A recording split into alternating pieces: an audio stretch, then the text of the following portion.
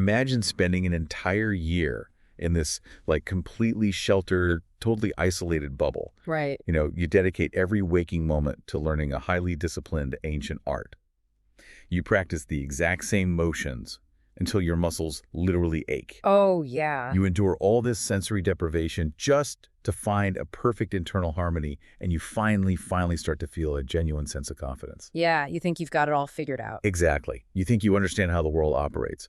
And then you take your very first step outside that protective bubble, and reality immediately, violently detonates right in your face. It really does. I mean, Gentrics dedicates this agonizing amount of text to building up that false sense of security. He totally sets us up. He does. The pacing of the sequence is, it's a deliberate trap. He makes us feel the exact same tranquility that our protagonist, Xeonyx, is feeling. Right. Solely so that the impending concussive blast feels as violating to you, the reader, as it does to him. Well, welcome to episode 9 of our ongoing deep dive into Gentrics' incredible world. I'm so excited for today. Me too. Today's mission is a big one. It is. We are completely unpacking Act 2 of the Whistling Swordsman beginnings, pulling from the text and all of our curated notes. We are looking at the massive, just traumatic, culture shock Xeonyx experiences. Yes, his absolutely terrible, no good first day out of the house. We really should start by examining that illusion of preparedness, because Xeonyx is coming off a full year of training safely on Shaman Hill. Safely being the operative word there. Exactly.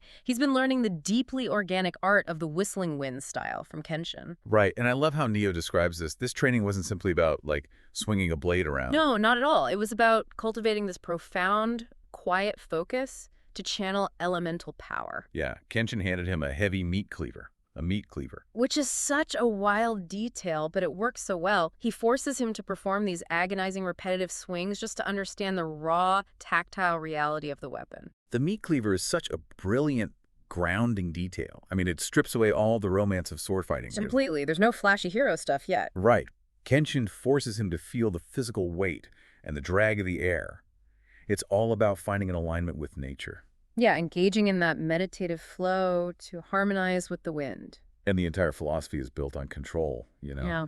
Quiet observation, deliberate action. So naturally, after a year of this intense internalization, Xeonyx steps outside and expects just a normal, peaceful walk to his next destination. The desert of Shine Solstice. Right. He treats the journey as a simple transition between point A and point B. Like it's just a commute. Basically, yeah. He crosses the border into the Xaolyn Timber Forest, and Neo describes a space that is heavily saturated with raw, ancient life. Oh, the imagery there is gorgeous. It really is. There is a dense canopy blocking the sun, a dark orange luminescence bleeding through the ancient trunks, and this, purplish blue twilight sky. It feels incredibly ancient and completely undisturbed. Exactly. And Xeonyx essentially treats this sacred, ancient environment like a weekend camping trip. He totally does. He sets up a little camp by a dry riverbed. He goes fishing. He goes fishing, he catches his dinner, takes a long bath in the river, and then just goes to sleep. Neo devotes pages to this idyllic first night. The fishing, the bath, the campfire. It totally lulls us into thinking this is going to be a classic traditional travel quest. And that idyllic framing is crucial because it establishes the baseline of Xeonyx's worldview. Right. In his mind, the environment is just a static backdrop for his personal journey. He genuinely believes he is the protagonist just walking through a quiet forest. But the real world of Pikadesh has absolutely zero chill. None. Zero. In the middle of the night, he is violently awakened by a massive concussive blast. An explosion so powerful it literally shakes the earth beneath his sleeping mat. It's insane. Those ancient trees are splintering, the sap is boiling, the whole forest is burning. It's pure chaos. It makes me think of an analogy. It's like, imagine you've been practicing your swimming strokes in a calm, quiet, indoor pool for an entire year. Okay, yeah. You've perfected your breathing, your form is absolutely flawless, and you feel incredibly confident. Right, you're ready for the Olympics. Exactly. And then to test those skills, someone just drops you directly into a Category 5 hurricane in the middle of the ocean. Oh, wow. Yeah, that perfectly captures it. The environment is no longer a controlled variable. No, it is actively trying to destroy you. In the pool or, on Shaman Hill, the elements are meant to be observed and harmonized with. Right. But In the Xaolyn Timber Forest, the environment is being torn apart by localized destruction. When all your quiet, disciplined preparation is shattered by deafening noise and fire, the academic theory of combat just vanishes. It completely evaporates, which leads to Xeonyx's immediate reaction. I love his reaction so much. It's so real. He does not draw his sword. Nope. He does not strike a heroic pose or shout a challenge into the darkness. He does the most sensible human thing possible. He finds the nearest dense bush, creeps through the brush, and hides. He totally hides, and you can't even blame him. Not at all. He becomes a spectator to chaos, crouching behind that foliage, just peering at a freshly blown crater. He is completely bewildered by the sheer absurdity of the fight he is witnessing. Because Xeonix expects combat to look like a duel, right? Or perhaps a bandit raid? Instead, he looks across the burning crater and sees a madman wildly chucking thrown explosives into the ancient woods. It's just hurling dynamite everywhere. Everywhere. And the target of these explosives makes absolutely no sense to Xeonyx. What does he see? He genuinely believes he is watching a man throw explosives at a literal bear that is somehow swinging a glowing axe. A weaponized bear surviving a barrage of explosives is certainly a jarring image to wake up to. I mean, I would hide in a bush, too. But as the smoke clears, the visual resolves into something far more complex. Right, it's not a bear. No, it is a man wearing a heavy bearskin pelt. His name is Shane Ngo. And real quick, just for you listening, that is spelled Ngo, but the G is completely silent. Right, you pronounce it exactly like Shane Ngo. Perfect. So Shane Ngo is fighting off this madman, but the true horror of the scene isn't actually the explosions. No, it's what is happening to Shane's physical body. Yes. Right in front of Xeonyx's eyes, Shane is rapidly, violently aging. It's terrifying. He is deteriorating from a robust 30-year-old warrior into a frail, deeply wrinkled 80-year-old man in a matter of hours. Which is just a crazy visual. I mean, does Xeonyx even have the capacity to process what he's looking at right now? Barely. He's trying to mentally reconcile his grounded wind training with the sight of a man throwing dynamite at a rapidly aging guy in a bear suit. It completely defies all the logic he was just taught. It really does. And this physical deterioration forces us to look at the underlying mechanics of elemental symbiosis in Gentrics world. Right, because this world doesn't use magic or spells or anything like that. Exactly. Shane wields the mystic axe of Xeonyx, which houses a specific earth elemental gem. And that gem is a living creature, right? Yes. That gem is not merely a tool or a battery. It is a living elemental bond. Wow. It acts as a symbiotic tether that actively regulates and maintains Shane's youth, stabilizing his internal life force against the incredibly harsh natural environment of Preparedness. So it's essentially like a biological survival suit. That's a great way to put it. It functions much like the pressurization system in an airplane flying at high altitude. Okay, I like this. As long as the cabin remains sealed, the passengers are insulated from the extreme, unlivable conditions outside. Right, but during the chaos of the fight, one of those thrown explosives manages to shatter Shane's axe into two pieces. Exactly. The gem is completely severed from the weapon. So, keeping with your analogy, the whole of the airplane has just been breached. Yes. The structural integrity is gone and the internal pressure drops to zero. Oh, that's brutal. Shane's life force, his actual youth and vitality, is just violently venting out into the surrounding atmosphere. Just leaking right into the dirt of the forest. It is a devastating, visceral consequence. Wait, I need to push back on this tether concept for a second. Sure, go ahead. If the environment of Preparedness is so intrinsically harsh that it literally drains your youth the moment you are exposed to it, why are Shane Ngo and his tribe, the Terrafaran, living in the forest to begin with? That's a very fair question. Right, like, why not just migrate to the Orion lands where Xeonyx grew up?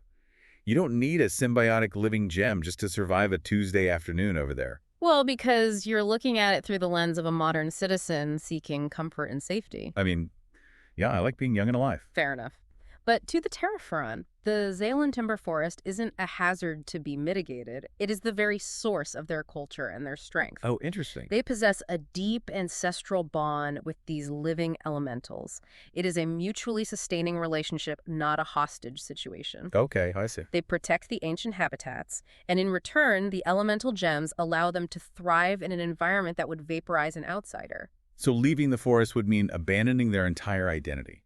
And their duty to the land itself. Wow, that makes the visual of Shane aging so much more tragic. It's not just a man losing a fight. No, it's a physical manifestation of an indigenous protector being forcibly disconnected from his land. That is heartbreaking. But, look at this from Xeonyx's perspective again. Yeah, the poor kid. He is mentally trying to reconcile the grounded, organic logic Kenshin instilled in him with the sight of a cackling madman throwing explosives and a warrior's life force leaking into the environment. Xeonix is basically trying to apply the strategic logic of a chess match to a demolition derby. A demolition derby, yes. He lacks all the context for elemental symbiosis. He has absolutely no framework for thrown explosives either. The sheer sensory overload completely invalidates his training. He is watching raw, unstructured destruction. Which brings up a fascinating contrast, really. Yeah. We just spent a year with Kenshin watching this beautiful single-blade focus. It's a tradition built entirely on respecting nature. Right. And then Fusemaster arrives, representing cold, industrial area of effect destruction. He isn't engaging in martial arts at all. He's just chucking dynamite into sacred woods. It's the brutal collision of tradition and industry. And that collision really defines the broader geopolitical landscape of Pikadesh, doesn't it? It absolutely does. Fusemaster isn't an isolated agent of chaos or some random bandit looking for a quick score. No, he operates with a distinct sanctioned purpose. He is acting on explicit orders from Aeon Pax. Exactly. And Aeon Pax views the ancient world, the elemental habitats, and the tribes that protect them, not as sacred traditions, but as obstacles to his empire. So Fusemaster's objective is the total eradication of the Xaolyn Timber Forest to pave the way for expansion. That is the ultimate welcome to the real world moment for Xeonyx. The sheltered bubble isn't just popped, it is completely incinerated. Growing up isolated in the Orion lands, Xeonyx learned about the Congo War. Right, the legendary conflict his grandfather, Xeonyx, fought in 17 years ago. But for him, the Congo War was just a dusty history lesson. It was a mythic story about the past, a legacy he felt completely disconnected from. But history has a terrifying way of refusing to stay in the past. Yeah, it really does. Watching Fusemaster actively burn down the forest on Aeon Pax's orders shatters the illusion that the war ever ended. The Congo War wasn't a contained historical event. It was just the opening salvo of an ongoing generational campaign over resources and elemental control. The battlefield simply relocated. Aeon Pax's forces are still hunting down the remnants of the old tribes. Still systematically eradicating the Terraform. Still burning the ancient timber. Xeonyx is looking at the direct, violent continuation of his grandfather's war. And this completely upends his understanding of his own journey. Yeah, he assumed stepping into the Xeolyn Timber Forest just made him a traveler. The reality is, by crossing that border, he unwittingly stepped right onto the active front lines of a global conflict. You cannot be a neutral observer in a world that is being actively consumed by an expanding empire. You don't get to just take a peaceful walk through the woods when the remnants of a generational war are actively detonating those woods. His grandfather's war is now his war, whether he is ready for the responsibility or not. The psychological toll of that realization is immense.